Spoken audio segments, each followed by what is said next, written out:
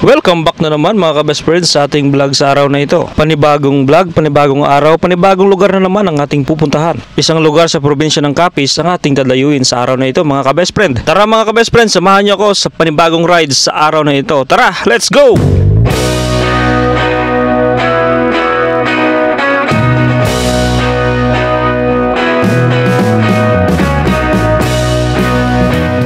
Yun mga ka-best friend, at magandang umaga sa lahat sa ating mga taga-subaybay at mga subscribers sa ating YouTube, followers sa ating Facebook.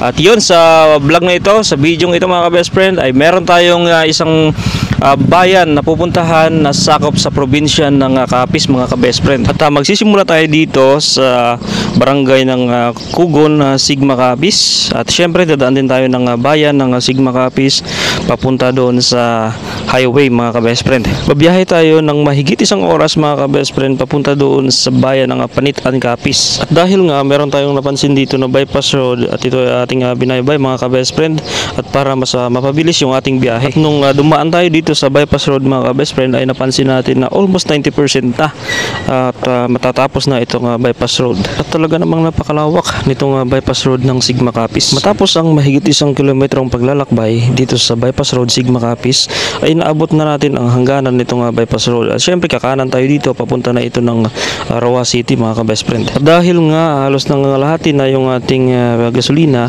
tayo ay nagpagas muna dito mga ka-best friend at ipupultang natin dahil tayo ay pupunta pa ng Maayon, Capiz. Ayan na mga ka-best friend, at pinultang na natin yung ating service mga ka-best friend. Ayan na mga ka-best friend, at paalis na tayo dito sa gasoline station dito sa Amaga, Sigma Capiz. Matapos ang 10 minuto na paglalakbay ay kakanan na tayo dito sa Sigma Panitan Road. Simula dito sa junction mga ka-best friend ay babiyahe tayo mga 5 minutes papunta doon sa arko ng Sigma Capiz o yung boundary nito mga ka-best friend. Makalipas ang 5 minutong paglalakbay mga ka-best friend ay naabot na natin itong boundary ng Sigma at Panitan. At ang lugar na binabaybay natin mga ka-best friend ay sakop na ito ng Panitan, Capiz. Makalipas ang 20 minutos na paglalakbay simula sa boundary ng Sigma at Panitan mga ka-best friend ay naabot na rin natin itong bayan ng Panitan, Capiz mga ka-best friend. Nandito na nga tayo guys sa kanilang bayan at nandito tayo ngayon sa intersection going to Ruas Capiz and going to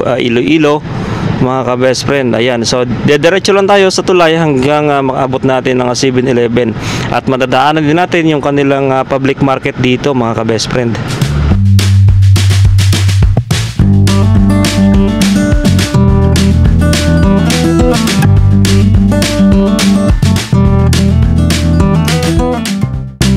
Mga ka-best friend, at naabot na natin ang bayan ng Panitan, Capiz. Ayun, nandito na tayo sa kanilang public market mga ka-best friend sa right side natin.